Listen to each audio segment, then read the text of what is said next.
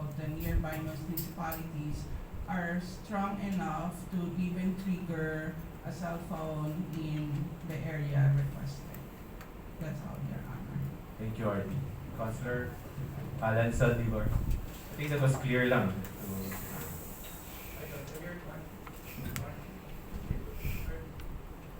Thank you so much, Mr. Chair, and good afternoon, everyone. This is in line with the queries of some of the guests that we have here regarding the request coming from our PNP to have a signal jamming or signal shutdown, but specifically, they're asking for signal jamming. I would like to ask this question to our four persons coming from NTC and Telecom. For the information of everyone, just enlighten us the overview of what is the meaning of signal jamming and signal shutdown. And last year, they requested, just a bit, and last year, we received a request coming from the PNP to have a signal jamming, but what happened is the signal shutdown. And this time around, you are requesting again for the signal jamming, but with the explanation coming from the NTC and Telecom and from Globe and Smart, they are not ready to facilitate signal jamming, but instead signal shutdown sa gihapon. No? So we defeat the purpose of your request that we are going to extend our ordinance or resolution to accommodate your request to have a signal jamming, but based on the explanation coming from the NTC and Telecom, you are not ready to facilitate signal jamming, but instead still signal shutdown. No? So this is very difficult, Mr. Chair, because not only that we are going to be specific in one area to jam, but this will affect other areas, no, like Tigpawan, Guimaras, and nearby municipalities. No? So I don't think that this is very clear for us, your request to have a signal jamming, but we are expecting again signal shutdown. That's all, Mr. Chair. We'd like to let EC to react on that. I think we learned the terms late na last year, no? After the Dinagyan, that's when we learned the difference between a shutdown and jamming, no? To be honest, so we became wiser by two concepts, no? Two words, no? And Mr. Chair, and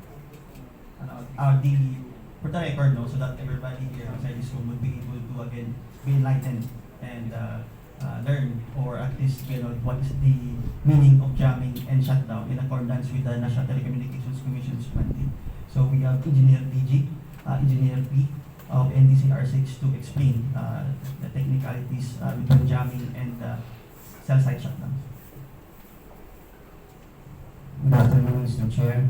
Good afternoon, beloved councilors and all attendees here.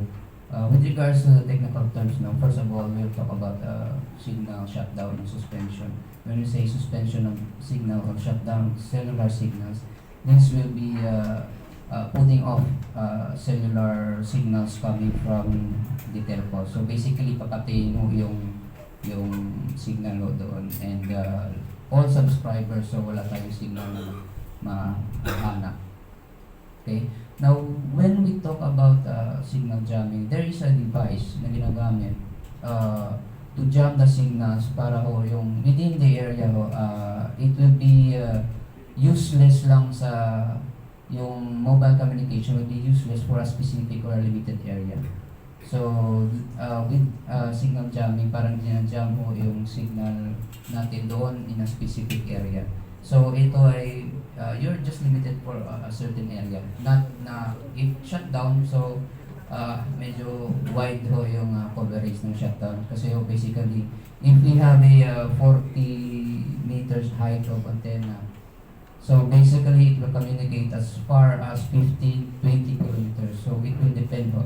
So, kahit patayin ho yung dito within Iloilo City, how about yung nearby towns? So, if may masaga po na signal within a particular na priority area, so it will be shut down also.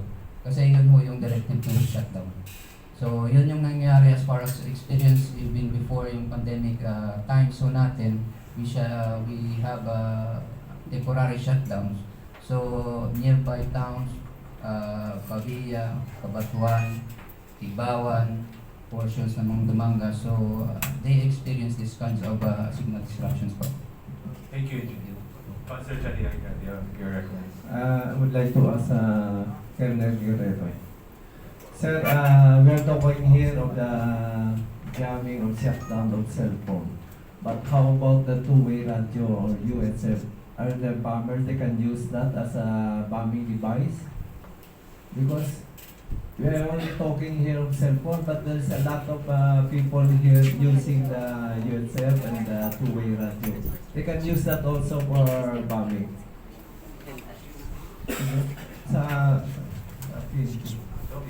Yes, Mr. Chair, thank you for that questions. Mr. Chair, we know that we have also limitations. That's why with us, we invited our resource person coming from UD.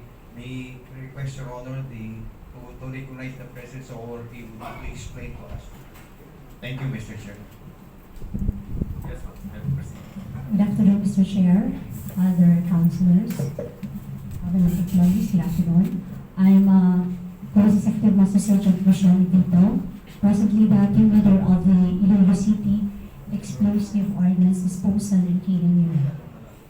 Yes, sir. As for the question of Sir Yang, on the use of radio as a command initiator, yes, sir, there is a possibility that they can use the radio as a command initiator when detonating an IED.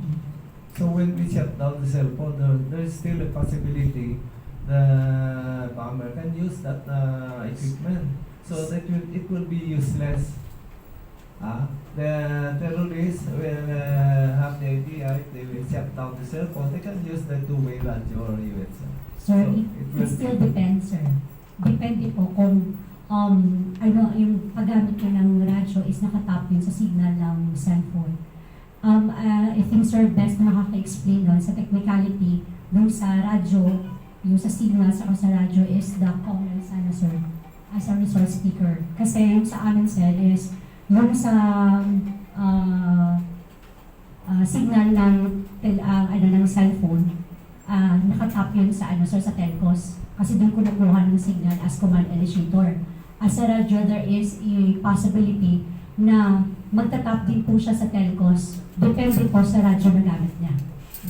Here we have a two-way radio. Yes, sir. Two-way na gamit. So they can use that for explosive It can be used, sir. It can be by used. calling that radio at the other side, so it will explode. So Yes, sir, in it can that be case, used. it will be useless.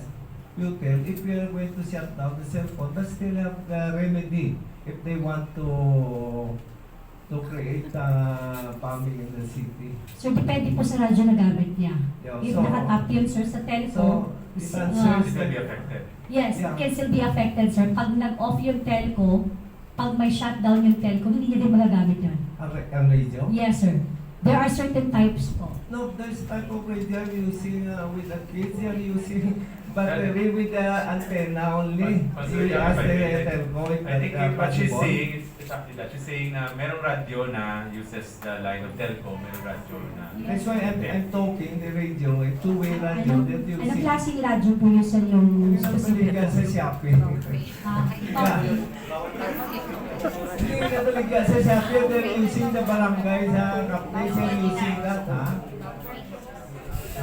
So they can use that as a device for... Sir, as for that, sir, we will stick to the thread na ginagamit ngayon.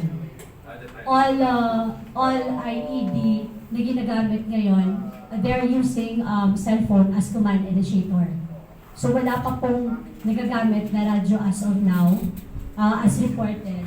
Meron po tayong mga insidente, halos lahat po yun, ginagamit is cellphone po. So my question, is it possible they're going to The use that? possibility is there po. Okay, that's good. Thank you very much. Thank you, Councilor Janine. Let us be clear, no? The committee, and I'm sure the councilors and the council as well, recognize yung proposal sa aton PNP, no? They want us to be safe, no? Just to be clear.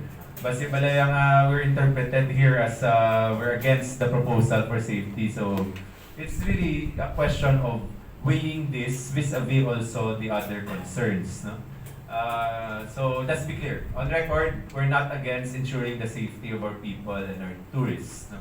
Pero by doing so, and due to your proposal, and due to the limitations also that were just mentioned, nga hindi siya pwede, Colonel, nga ang inyo lang ang gusto nga certain areas mabutang, no? I agree with you kung pwede ma-amend tong laying the law that says only BGMP. I hope PNP will have that access to that jamming device so that we can actually do that, no?